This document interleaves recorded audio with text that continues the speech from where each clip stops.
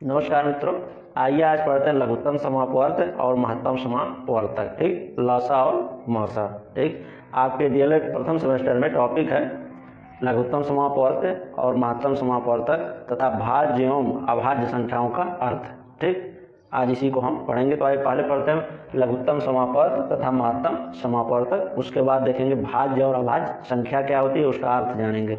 बस इतना आपके सिलेबस में दिया है। ठीक, तो पहले जानते हैं लघुत्तम समापवर्त क्या होता है, फिर महत्तम समापवर्त क्या होता है, उसके बाद से भाज्य एवं अभाज्य संख्याओं को भी देखेंगे। ठीक, तो आइए पढ़ते हैं पहले लघुत्तम समापवर्त। कल के वीडियो में हमने पढ़ा अपवर्त, अपवर्तक, समापवर्त, समापवर्तक। ठीक, तो उसी से रिलेटेड टॉपिक है। ठीक, तो पहले अपवर्त इसीलिए हम कल जाने। ठीक है, अपवर्त क्या होता है, क्योंकि यहाँ पर उसी का प्रयोग होगा। ठीक, अपवर्त का ही, और उसके बाद से अपवर्त से हम लघुत्तम समापवर्त जानेंगे। ठीक, तो आइए पहले एक बार फिर से अपवर्त को देख लिया जाए, उसके बाद से समापवर्त को, फिर उसमें कौन सा लघुत्तम समापवर्त है इसको देख लिया जाएगा। ठीक, तो आइए फिर से एक बार देखते हैं अपवर्त, इसी से समापवर्त लघुत्तम समापवर्त निकलेगा। ठीक, तो अपवर्त, अपवर्त।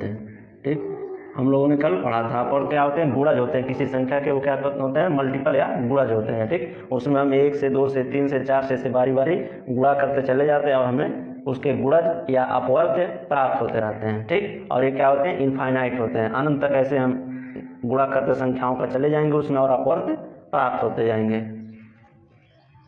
ठीक, तो पहले अपवर्त जानते हैं। तो अपवर्त में देखते हैं एग्जाम्पल, पहले इसी से भी निकल जाएगा। ठीक, तो मान लीजिए पहले छोटी संख्या देखा जाए, 5 हम ले लेते हैं। ठीक, 5 के अपवर्त लिखते हैं, 5 के अपवर्त बराबर, तो इसमें बारी बारी से 1 2 3 4 5 ऐसे गुणा करते जाएंगे। ठीक, या इसका पहाड़ा वही होता है, उसी को अपवर्त कहते हैं, पहाड़ा इस संख्या का।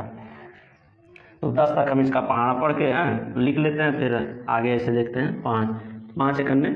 चलिए अच्छा यहाँ समझा देते हैं संख्याओं को लिख करके, 1 2 3 4 5 6 7 8 9 10। ठीक, ये संख्याएं होंगे, इसी में हम बारी बारी से मल्टीपल करेंगे और हमें गुणज मिलते चले जाएंगे गुणा करने पर। तो 5 करने, 5 5 दूना 10, 5 तिहाई 15, 5 चौके 20, 50 25, 5 छक 30, 5 सते 35, 5 अट्ठे 40, 5 नवा 45, 5 दहा में 50। ठीक, 5 करने 5 5 दूना 10, 5 तिहाई 15, 5 चौक 20। ठीक, बारी बारी से गुणा किए, प्राप्त हो गए 50 25, 5 छक 30, 5 सते 35, 5 अट्ठे 40, 5 नौ 45, 5 दाम 50। ठीक, ये हो गए 5 के अपवर्तक।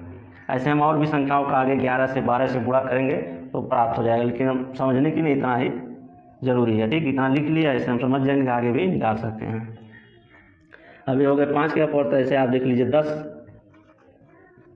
के अपवर्त, 10 के अपवर्त। ऐसे 10 का हम मल्टीपल निकाल लेंगे गुणा करके। ठीक, हो जाएगा 10 करने 10, 10 दूना 20, 10 तिहाई 30, 10 चौक 40, 10 पचे 50, 10 छके 60, 10 सते 70, 10 अठे 80, 10 नौ 90, 10 दहा में 110। ठीक, नहीं 10 दहा में 100, 10 दहा में 100। ठीक, ये रहे 10 के, 10 से 1 में गुणा किए 10 आ गया, 2 से गुणा किए 20, 3 से 30, 4 से 40, 10 का 5 से गुणा किए 50, 10 का 6 से गुणा किए 60। ठीक, 10 का 7 से गुणा किए 70, 10 का 8 से गुणा किए 80, 10 का 9 से गुणा किए 90 और 10 का 10 में गुणा किए 10 दहा में 100। ठीक, ये तो अपवर्त हो गए। अब हम निकालेंगे समापवर्त। और समापवर्त जैसा कि हमने कल पढ़ा था, समापवर्त में उन दोनों संख्याओं के जो अपवर्त मिले, अब उसमें जो समान होंगे, ठीक, उसी को हम समापवर्त कहेंगे। दोनों में जो मिलेंगे कॉमन रहेंगे, तो हम निकाल लेते हैं समापवर्त।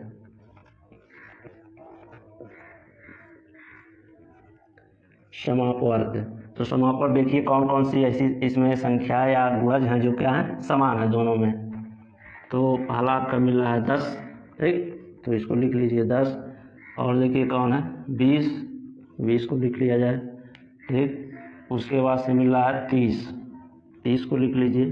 ठीक, और कौन दोनों मिल रहा है, 30 के बाद मिल रहा है आपका 40, 40 को लिख लीजिए। ठीक, और कौन मिल रहा है 40, 45, 50, 50 मिल रहा है। ठीक, यहाँ पर भी है और यहाँ पर भी है 50, ठीक। और कोई कॉमन इसमें मिल नहीं रहा है, ठीक। तो यही हो गया, ये क्या हो गया, समापवर्त है, ठीक। समापवर्त हो गए। अब क्या हमें क्या जानना है, लघुत्तम समापवर्त, ठीक। लघुत्तम समापवर्त, और लघुत्तम में क्या होता है, छोटा, सबसे छोटा जो होगा। तो ये समापवर्तों में जो जो सबसे छोटा है, ठीक, उसी को हम लघुत्तम समापवर्त कहेंगे, ठीक। ये तो समापवर्त है, ठीक। 10, 20, 30, 40, 50 है समापवर्त हमें पढ़ा तो, ठीक। अब इसमें हमें जानना लघुत्तम समापवर्त। तो लघुत्तम मैंने जो सबसे छोटा है, तो इसमें देखिए कौन सबसे छोटा है, 10 है, ठीक। यही हो जाएगा लघुत्तम समापवर्त। इसको क्या कहेंगे, लघुत्तम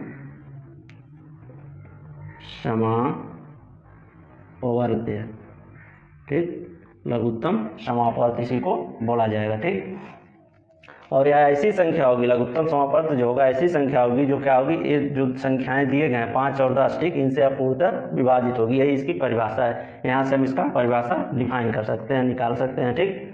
देखिए कैसे, जैसे 10 है तो 10 में क्या होगा, 5 का भाग भी चला, 5 से भी पूरा कट जाएगा 10, और 10 से कटेगा ही, ठीक। तो इस प्रकार से हम लघुत्तम समापवर्त की परिभाषा को लिखना चाहें,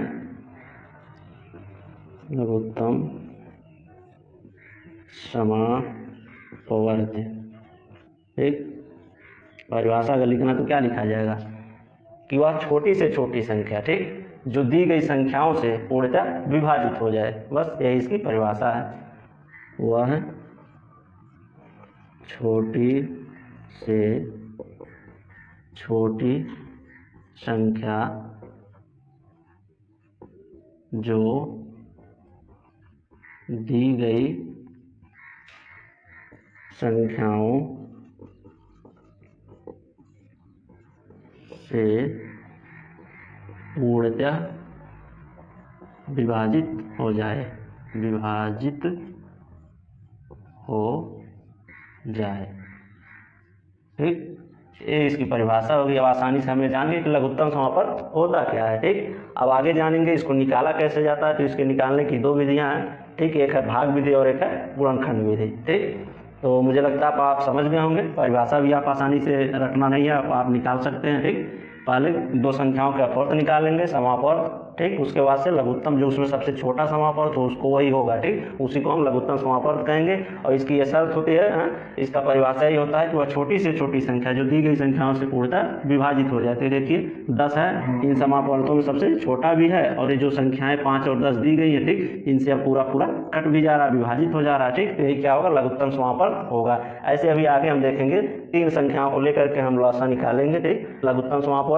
और उसमें देखेंगे कि जो संख्याएं दी गई हैं, जो संख्या आ रही है लघुत्तम समापवर्त निकालने पर, वो क्या होगी, सबसे कट जाएगी, ठीक। तो उसी को छोटी से छोटी संख्या कहेंगे, ठीक। तो फिर से समझ लीजिए लघुत्तम समापवर्त क्या होता है, वह छोटी से छोटी संख्या होती है जो दी गई संख्याओं से पूर्णतः विभाजित हो जाए, ठीक। ऐसे महत्तम समापवर्त में बड़ी से बड़ी संख्या होगी, ठीक। तो पहले लघुत्तम समापवर्त समझिए, ठीक। तो लघुत्तम समापवर्त क्या है, वह छोटी छोटी संख्या जो दी गई संख्याओं से पूर्णतः विभाजित होगी। अब आइए आगे देखते हैं इसको निकालते कैसे हैं, ठीक। तो 2 विधियां हैं इसके निकालने की, भाग विधि और गुणनखंड विधि। तो आइए और संख्याओं के लॉसा देखने कैसे निकलेगा,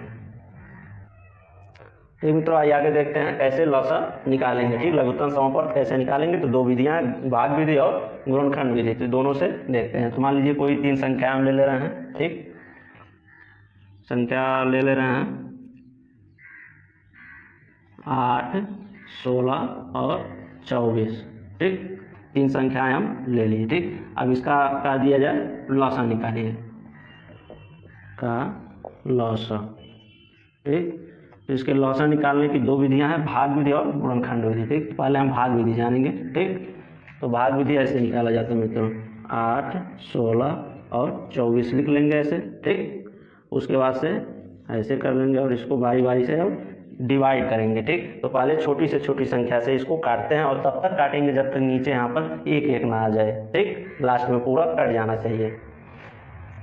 तो आइए पहले 2 से काटते हैं, ठीक। 2 चौके 8, 2 8 16, 12 दूनी 24, ठीक। फिर आगे बढ़े, जब तक 2 से कट रहा काटते जाइए, फिर 3 से ऐसे बारी बारी काटा जाता है, ठीक। 2 दूना 4, 2 चौके 8, 2 4 12, फिर 2 से 2 एक अन्य 2, 2 दूना 4, 2 तिहाई 6। अब 2 और 3 बचा, तो एक बार 2 से कटेगा, फिर 3 बचेगा शेष, 3 से नीचे एक आ जाना चाहिए, तब तक काटेंगे हम। ठीक, तो यहाँ तो 1 आ गया, अब इन दोनों को 1 में बदलना है, ठीक, डिवाइड करके। तो 2 से फिर काटिए, 2 एक अन्य 2, 2 एक अन्य 2 और 3। ठीक, फिर 3 से कट कर दीजिए, 1 1, 3 एक अन्य 3, नीचे क्या 1 1 आ गया ना। ठीक, अब यहाँ पर 1 खत्म होता है, अब लिखेंगे लसा। लसा बराबर, तो ये जो आया है संख्या जो काटने पे इन्हीं का गुणा कर देते हैं। ठीक, 2 गुणे 2 गुणे 2 गुणे 2 गुणे 3। ठीक, 2 गुणे 2, ठीक, जो इधर काटने पाएगा जिससे डिवाइड हुआ है संख्या, ठीक, उसी को हम यहाँ मल्टीप्लाई के रूप में गुणा करके लिख देंगे, वही लसा हो जाएगा। ठीक, इस तरह जो संख्याएं आएंगी, जैसे 2 आया, गुणे 2 गुणे 2 गुणे 2 गुणे 3। ठीक, अब इसका गुणा कर दीजिए, 2 दूना 4, 4 दूना 8 दूना 16, 16 तिया 48, तो हमें क्या मिला 48। ठीक, यही क्या हो गया लसा। ये रही भाग विधि, इसको क्या कहते हैं भाग विधि, इसको भाग विधि कहते हैं। ठीक, अब आइए बगल में देखते हैं गुणनखंड विधि से कैसे निकालेंगे गुणनखंड विधि। ठीक, तो ये रहा भाग विधि, ऐसे हम लिख करके डिवाइड करेंगे, नीचे जब तक 1 ना आ जाए उसके बाद जो संख्याएं इधर आएंगी उसका गुणा कर देंगे, वही उसका लसा हो जाएगा। अब गुणनखंड में देखिए, तो 8 है ना, तो 8 का पहले फैक्टर निकालेंगे, 8 बराबर, ठीक, ऐसे 16 बराबर लिखेंगे, उसके बाद से 24। ठीक है, अब 8 का पहले फैक्टर लिखिए, तो 1 तो सबका होता है गुणनखंड, 1 से कटेगा ही। ठीक,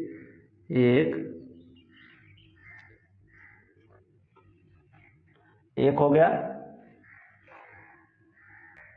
ठीक, देखिए 1 हो गया, ठीक, गुणे, ठीक, 2, फिर 2 दूना 4 दूना 8। ठीक, ये हो जाएगा इसका फैक्टर। 1 को रहने, इसमें से 1 हटा देते हैं, कोई वो नहीं, 2 दूना 4 दूना 8 वही सही रहेगा। ठीक, 2 दूना 4 दूना 8, ऐसे 16 का 2 दूना 4 दूना 8 दूना 16, 2 दूना 4 दूना 8 दूना 16, ऐसे फैक्टर निकाल लेंगे। और नहीं आता तो यहाँ बगल में जैसे एक किए डिवाइड, ऐसे आप 16 को कट करेंगे, तो ऐसे कट करके बाद में ऐसे आपको प्राप्त हो जाएगा। जैसे 16 का था निकालना, अभी 24 का निकाल के बता दें। जैसे 24 का निकालना है, तो 24 का आप ऐसे लिखिए और आराम से इसको इसे काटते चले जाइए। 2 से काटिए पहले, ठीक, छोटी छोटी संख्या से काटा जाता है, शुरुआत करते हैं तो 2 से काटते हैं, 12 आया। ठीक, 2 छक्का 12, 2 तिहाई 6, 3 करने 3, लास्ट में 1 आ गया, अब खत्म। ठीक, अब ये इसके क्या हो गया फैक्टर हो जाएंगे, 2 गुणे 2 गुणे 2 गुणे 3, यही लिखा है, 2 दूना 4 दूना 8 1 24। ठीक, इस प्रकार से हम फैक्टर कर लिए तीनों का। ठीक, 8 का ऐसे कर लिए, इसका कर लिए। अब इन तीनों में देखेंगे कॉमन कौन से है। ठीक, अब लसा निकालने के लिए पहले क्या किया जाएगा, लसा बराबर, अब इन तीनों फैक्टरों में देखा जाएगा, तीनों संख्याओं के फैक्टर में कौन कॉमन है जो दोनों में दिया हो। तो देखिए 1 2 से शुरू किया जाए, 1 2 यहाँ पर है, यहाँ पर है। ठीक, ये दोनों में है, ये 2 हो गया, फिर गुणे आगे देखते हैं, तीनों में कॉमन ये है, फिर 1 2 और है, और एक ही बार उसे लिखेंगे जो तीनों कॉमन मिलेगा एक बार, और उसके बाद से फिर 1 2 यहाँ मिल जा रहा है, और यहाँ तीनों में है ये 2, यहाँ गुणा करके लिख लीजिए। ठीक, उसके बाद से अब कोई कॉमन नहीं है, तो अब जो बच रहा है उसको भी इसमें लिख देंगे। ठीक, अब बच कौन रहा है, 1 2 और 3, 2 गुणे 3। ठीक, अब गुणा करिए, देखिए 2 दूना 4 दूना 8 दूना 16 तिया 48। ठीक, भाग विधि से निकाले थे तब भी 48 आया, और गुणनखंड विधि से निकाले तब भी 48 आया। ठीक, तो ये 2 विधियां हैं मित्रों लसा निकालने का, आप लोग इससे आसानी से लसा निकाल सकते हैं। ठीक, जैसे 8 16 24 से कोई भी संख्या दी हो उसको भाग विधि से ऐसे कट करके निकालेंगे। ठीक, जो इधर आएगा तो हम लिख के निकाल लेंगे। गुणनखंड विधि से फैक्टराइज मेथड से फैक्टर पहले उसके निकाल लेंगे संख्या का बारी बारी। ठीक, इसका फैक्टर इसका फैक्टर, फिर तीनों में देखेंगे कॉमन कौन है। ठीक, जो तीनों में दिया हो उसको लिखेंगे, उसके बाद जो संख्याएं बचेंगी, जो फैक्टर बचेगा उसको भी गुणा करके लिख देंगे, उसके बाद से पूरे का गुणा करेंगे, जो संख्या आएगी वही क्या हो जाएगी, लसा हो जाएगी। ठीक, इसी को लघुत्तम समापन कहते हैं। ठीक, अब अभी आगे और लास्ट में देखेंगे इससे जुड़े क्वेश्चन किस प्रकार से आपको परीक्षाओं में पूछे जाते हैं। उससे पहले मौसा देख लिया जाए। ठीक, मौसा क्या होता है। ठीक, महत्तम समापवर्तक। लौसा खत्म होता है, इतना आपके सिलेबस में है। ठीक, पर्याप्त आपके टेट के लिए भी है, इतना अगर जान रहे हैं। अभी क्वेश्चन आगे बताएंगे, लौसा पढ़ लीजिए, मौसा भी पढ़ लीजिए, फिर दोनों पे आधारित क्वेश्चन भी देखा जाएगा कैसे परीक्षाओं में आएगा। ठीक, तो आइए आगे पढ़ते हैं मौसा। ठीक, आइए आगे देखते हैं मित्रों महत्तम समापवर्तक। ठीक, महत्तम समापवर्तक को जानने से पहले अपवर्तक जानेंगे। समापवर्तक उसी में महत्तम माने बड़ा। ठीक, उन समापवर्तकों में जो बड़ा होगा वही महत्तम समापवर्तक होगा। ठीक, और महत्तम समापवर्तक होता क्या है मित्रों। महत्तम समापवर्तक जो बड़ी से बड़ी संख्या होगी, ठीक, जो दी गई संख्याओं को पूर्णतः विभाजित करेगी। ठीक, लसा में हमने कहा पढ़ा कि लसा वह छोटी से छोटी संख्या होती थी जो क्या करती थी, जो दी गई संख्याओं से कट रही थी। ठीक, और छोटी से छोटी संख्या है। ठीक, लसा में इसमें क्या हुआ, बड़ी से बड़ी संख्या होगी जो दी गई संख्याओं को विभाजित करेगी। ठीक है, उसमें क्या था, वह छोटी से छोटी संख्या थी जो दी गई संख्याओं से विभाजित हो रही थी। ठीक, यानी जो संख्याएं दी गई थी वह उसे कट करती थी। ठीक, और इसमें है वह बड़ी से बड़ी संख्या होगी जो दी गई संख्याओं को कट करेगी। ठीक, यही मौसा है। तो पहले महत्तम समापवर्तक पढ़ने से पहले अपवर्तक जानते हैं। ठीक, अपवर्तक समापवर्तक उसी में महत्तम को समझेंगे। ठीक, महत्तम समापवर्तक क्या होता है, फिर आगे निकालने की विधि जानेंगे। ठीक, तो पहले अपवर्तक देखते हैं।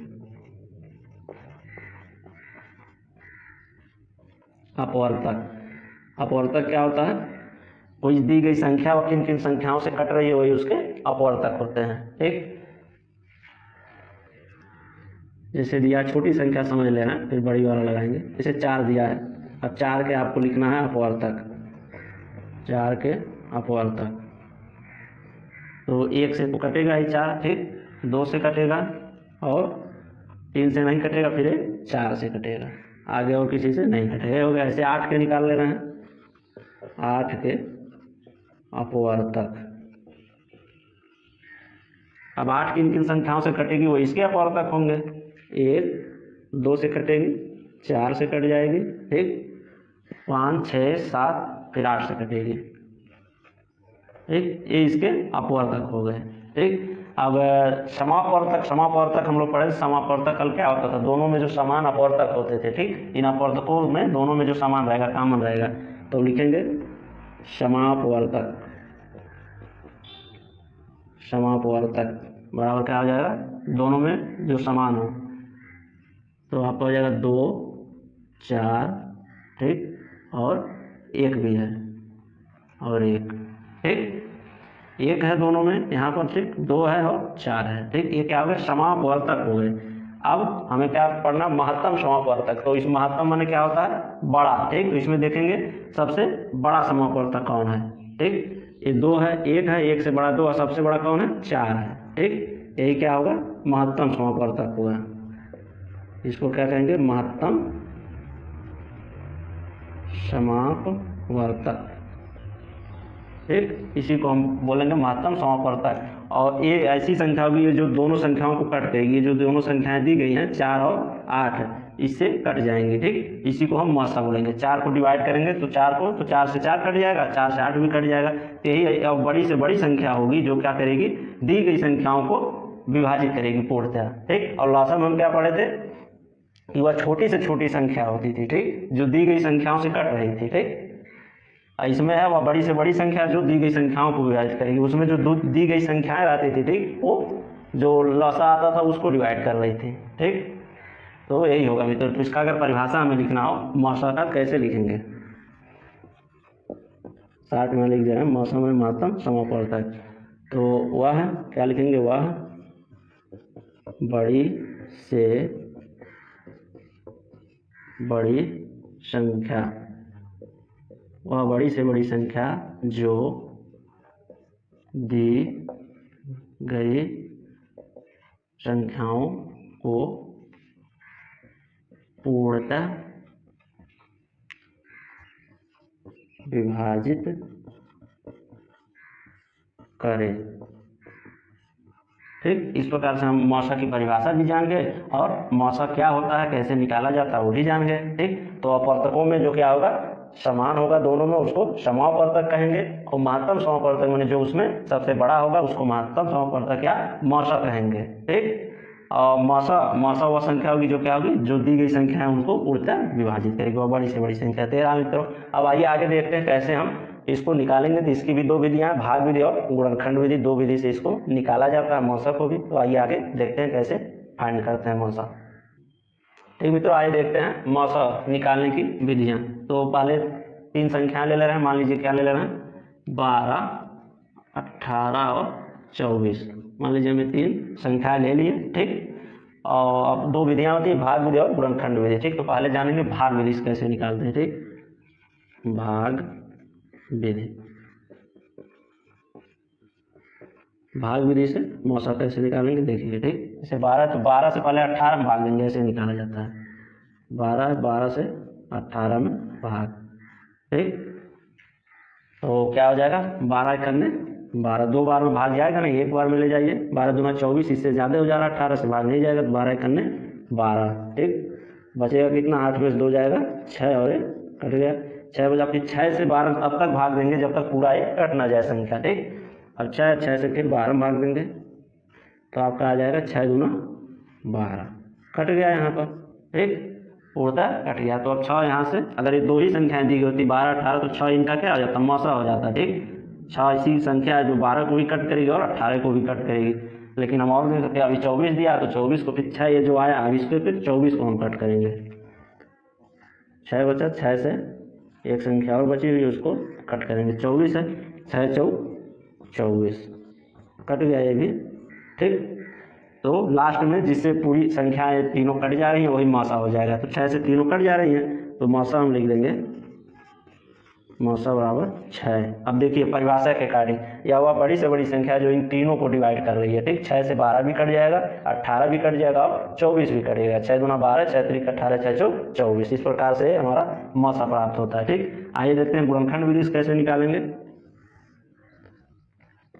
गुणनखंड विधि। ठीक, गुणनखंड विधि से पहले जैसे लॉसा निकाल रहे थे, फैक्टर कर रहे थे प्रत्येक संख्या का, ऐसे इसमें भी पहले फैक्टर करेंगे, उसके बाद से उसमें कॉमन जो रहेगा उसको निकालेंगे। ठीक, 12 का फैक्टर करिए, क्या हो जाएगा, 1 गुणे 2 दूना 4 तिहाई 12। ठीक, और इसको आसानी से निकालने के मित्रों ऐसे अलग 12 को कट कर सकते हैं। ठीक, जैसे पिछले अभी उसमें मैंने बताया, ठीक, स्टेप में लॉसा वाले में किस तरह से गुणनखंड या फैक्टर निकालते हैं, वैसे काट करके भी निकाल सकते हैं। 18, जैसे छोटी संख्या हम उसका ऐसे लिख लेंगे, लेकिन मान लीजिए 18 आ गया, इसका कैसे, तो 18 के इसे बगल में यहाँ काट कर लीजिए। ठीक, कट करेंगे, आ जाएगा 2 9 18, 3 3 का 9, 3 करने 3, यही इसके फैक्टर हो गए। तो 2 गुणे 3 गुणे 3, 2 3 6 3 18। ठीक, ये गुणनखंड इसके हो गए। और ऐसे फिर 24 है, 24 का भी लिख लेते हैं। तो 24 को ऐसे कट कर दीजिए, आसानी से आ जाएगा। 2 से 12 दूना 24, 2 6 12, 2 तिहाई 6, 3 से कट करेंगे, 3 करने 3, अब यही हो जाएंगे फैक्टर। 2 गुणे 2 गुणे 2 गुणे 3, क्या आ गया, 2 गुणे 2 गुणे 2 गुणे 3। ठीक, 2 दूना 4 दूना 8 3 24। ठीक, ये हो गए फैक्टर। ठीक, अब इन तीनों में ठीक देखेंगे कौन सा क्या है कॉमन है, उसको लिखेंगे। ठीक, तो हम निकालेंगे मौसा, मौसा बराबर, और इसमें ध्यान देने में बात है मित्रों, लॉसा में हम क्या कर रहे थे, जो कॉमन मिल रहा था उसको लिख रहे थे। ठीक, उसके बाद से जो कॉमन नहीं था उसको भी मल्टीप्लाई उसका कर दे रहे थे उसमें। ठीक, लेकिन इसमें जो केवल कॉमन आएगा दोनों तीनों गुणनखंडों में, ठीक, उसी को केवल लिखेंगे, वही मौसा होगा। अब उभयनिष्ठ या कॉमन इसमें देखते हैं कौन संख्या है, तो यहाँ से आपको 2 मिल जा रहा है।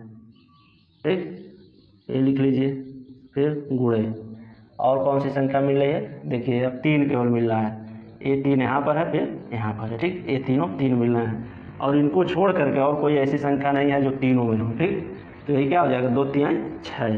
ठीक, इस प्रकार से जो मौसा आया था ऐसे गुणनखंड विधि से हमारा मौसा प्राप्त हो जा रहा है 6। ठीक, अब ये 6 ऐसी संख्या जो इन तीनों को डिवाइड करेगी। तो इस प्रकार से मित्रों गुणनखंड विधि से हम ऐसे निकाल सकते हैं, और भाग विधि से इस तरह से हम निकाल सकते हैं। ठीक, अब आइए देखते हैं प्रश्न कैसे आपसे पूछे जाते हैं परीक्षाओं में।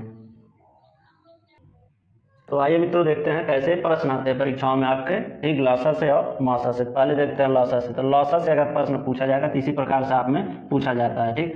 तो वह छोटी से छोटी संख्या ज्ञात कीजिए जो 14, 18, 20 से पूर्णतः विभाजित होगी। तो जहाँ छोटी से छोटी की बात की जाए तुरंत आप समझ जाइए वहाँ पर लॉसा हमें निकालना है, ठीक, लघुत्तम समापवर्ग निकालना है।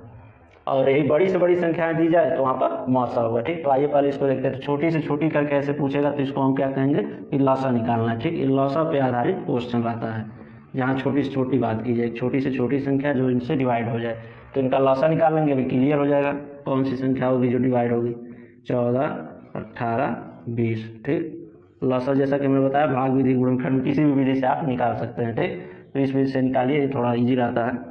तो पहले छोटी छोटी संख्या से इसमें काटना शुरू करते हैं। तो 2 से काटिए, 2 सत्ते 14, 2 9 18, 2 10 20, ठीक। अभी 2 से कटेगा, देखा जाए, हाँ अभी कटेगा 10 है तो फिर 2 से काटेंगे 7, 9 ऐसे लिख देंगे, 2 5 10, ठीक।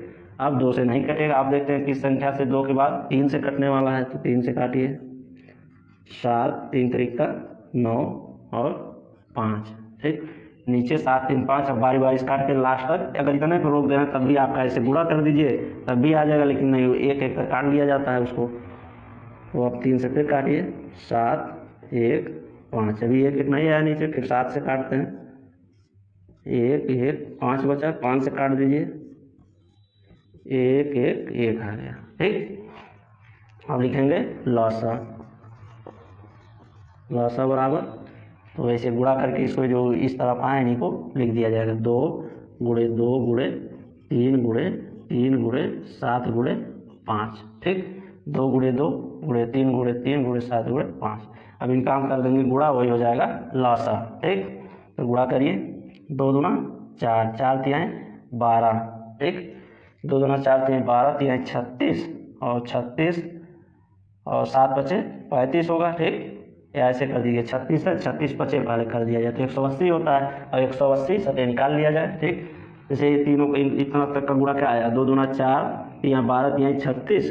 अब 36 का पहले 5 में कर लेते हैं, किसी भी संख्या में आप कर सकते हैं क्रम से, लेकिन आसानी से फाइंड करने के लिए हम ऐसा कर रहे हैं। जैसे 36 बचे, 5 36 का 0 लगा 3, 5 15 3 18, 180 आ गया। अब 180 से 7 में गुणा कर दीजिए, आसानी से निकल जाएगा। 7 0 0 7 8 56 को 6 हाथ लगा 5 और 7 1 7 5 12, ठीक। 7 0 0 7 8 56 के से हाथ लगा 5, 7 1 7 5 12, कितना आ गया 1260, ठीक। तो यहाँ से क्लियर हो जाएगा 1260, ठीक। ये लॉसा हो जाएगा। और यहाँ ऐसी छोटी छोटी संख्याएं जो है इन तीनों से कट जाएगी। 14 से भी ये कट जाएगा, ठीक। 14 से कट करेंगे कैसे कटेगा, 14 14 9 126 होता है, ठीक, कट जाएगा। 18 से 18 से भी कट जाएगा और 20 से, मतलब ये क्या होगी ऐसी संख्या जो इन तीनों से डिवाइड हो जाएगी, ठीक। तो यही आंसर हो जाएगा कि वह छोटी से छोटी संख्या कौन है। आंसर आप लिख देंगे वह यही संख्या है 1260 जो इन तीनों से पूर्णतः डिवाइड होगी। यानी इनका लॉसा हम फाइंड करेंगे, लॉसा निकालने पे जो संख्या मिलेगी वही संख्या होगी जो इन तीनों से डिवाइड होगी। आइए आगे देखते हैं मौसा से कैसे प्रश्न पूछा जाता है। ठीक मित्रों, आइए देखते हैं मौसा पे आधारित कैसे प्रश्न आपकी परीक्षा में पूछा जाएगा। तो ऐसे पूछा जाता है, वह बड़ी से बड़ी संख्या ज्ञात कीजिए जो 24, 60 और 84 को पूरी विभाजित करे। मतलब वह कौन सी बड़ी से बड़ी संख्या होगी जो इन तीनों संख्याओं को विभाजित करेगी, ठीक। तो इसको निकालने के लिए मौसा, जब बड़ी से बड़ी की बात की जाए तो वहाँ पर क्या निकालेंगे हम, मौसा, ठीक। तब मौसा निकाला जाता है। तो इसका आंसर देखिए क्या होगा, तो भाग विधि से मौसा निकाल दीजिए। 24 का पहले 60 में भाग देंगे, ठीक। और मित्रों निकालते समय ध्यान देंगे जो सबसे छोटी संख्या होगी, ठीक, उससे ही और संख्या में भाग देते जाएंगे, नहीं कि बड़ी वाले पहले, तो बड़ी से छोटी में भाग जाएगा ही नहीं, तो छोटी से फिर उससे ऐसे बारी निकालेंगे। तो 24 सेकंड में 24 दूना 48 चला जाएगा, 24 दिया 72 नहीं जाएगा बाहर, तो 2 बार ले जाइए, 24 दूना 48, ठीक।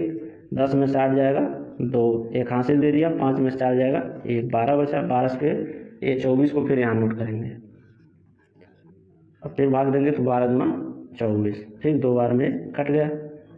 तो यहाँ पर 12 पड़ा, तो फिर 12 से फिर 84 में भाग देंगे, अगली संख्या जो है उसमें 12 से डिवाइड करेंगे 84 को। पहाड़ा पड़िए 12 का कट जा रहा है, 12 12 12 24 12 36 12 चौक 48 12 25 60 12 छक 72 12 सते 84, 7 बार में कट गई, ठीक। तो इस प्रकार से लास्ट में सबको जो डिवाइड कर दिया वह कौन है, 12 है, ठीक। यही हमारा हो जाएगा मौसा।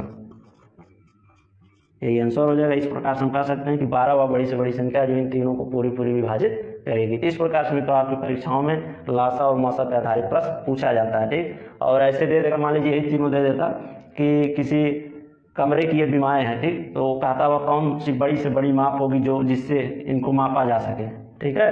तो उनका क्या कर देते हैं, इतना इतना सेंटीमीटर दिया होता, बीमा के रूप में भी क्वेश्चन पूछ लेता है, ठीक। क्या होगा जो बड़ी से बड़ी माप, तो बड़ी से बड़ी माप जैसे कहेगा आप मौसा निकाल दीजिए, ठीक।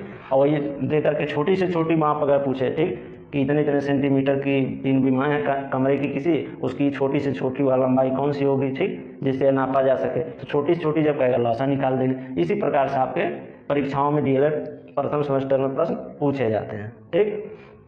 आगे आइए देख लेते हैं भाज्य और अभाज्य संख्याएं। उसके बाद से पूरा टॉपिक जो है आपका लघुत्तम समापवर्त, महत्तम समापवर्तक और भाज्य एवं अभाज्य संख्याओं का कंप्लीट हो जाएगा, ठीक। तो आगे आइए देखते हैं भाज्य एवं अभाज्य संख्या, ठीक मित्रों। आइए आगे देखते हैं भाज्य एवं अभाज्य संख्याओं का अर्थ, ठीक। तो पहले जानेंगे भाज्य संख्या किन्हें कहेंगे और अभाज्य संख्या किन्हें कहेंगे। तो भाज्य संख्याएं, ठीक, जैसा कि वर्ड से ही डिक्लेयर है, भाज्य, भाज्य माने जिससे चीज़ें क्या हो जाए, विभाजित हो जाए, कट जाए, ठीक है, ज़्यादा से ज़्यादा चीज़ें कटे उससे, ठीक। तो भाज्य संख्या वे संख्या होती, पहले जान लेते हैं, जो क्या होती है, एक से कटती हैं और स्वयं से कटती हैं और अन्य संख्याओं से भी कटती हैं, ठीक। भाज्य संख्या वही होती हैं, ठीक।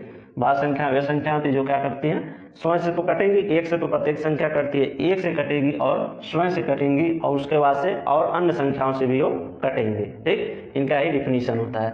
जैसे हम संख्या ले लेते हैं, 4 ले लिए, ठीक।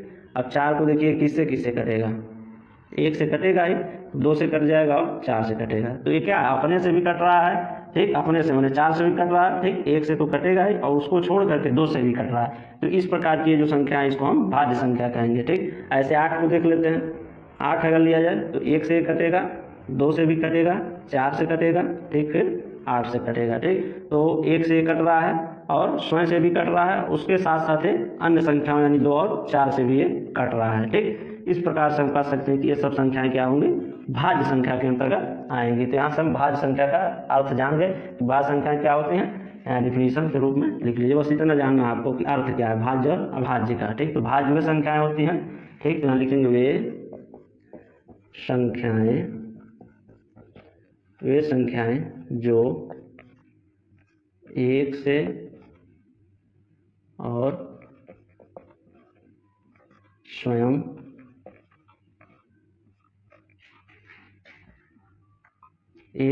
स्वयं से कटने को हम विभाजित भी कर सकते हैं, ठीक।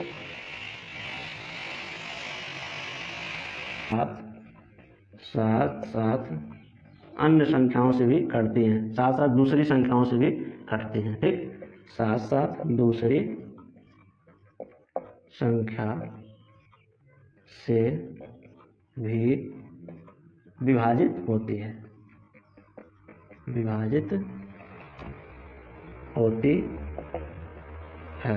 ठीक। तो किन्हें हम कहेंगे भाज्य संख्या, तो वे संख्याएं जो 1 से और स्वयं से विभाजित होने या कटने के बाद, ठीक, और साथ साथ वो क्या होती है, दूसरी संख्याओं से भी कटती हैं। जैसे 4 और 8 ले लिए, ठीक, तो क्या था, 1 से और 4 से स्वयं से भी कट रहा था, तो उसको छोड़ करके 2 से भी। इस प्रकार से क्या है भाज्य संख्या, इनको हम क्या कहेंगे, भाज्य संख्याएं कहेंगे, ठीक। मुझे लगता है आप समझ गए होंगे भाज्य संख्या क्या होती है, ठीक। अब आइए देखते हैं अभाज्य संख्याएं।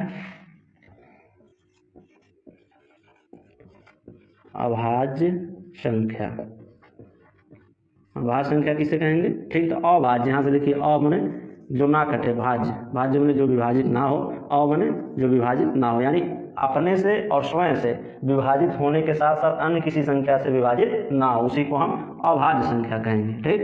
तो क्या होंगे, जैसे हम ले लेते हैं 2, ठीक, 3, 5। अब इनको समझिए, 2 है, 2 किससे कटेगा, 1 से कट जाएगा और फिर 2 से ही कटेगा और किसी अन्य संख्या से नहीं कटेगा। ऐसे 3 को ले लिए, 3 क्या होगा, 1 से कटेगा, ठीक, उसके बाद से फिर 3 ही से कटेगा और किसी अन्य संख्या से नहीं कटेगा।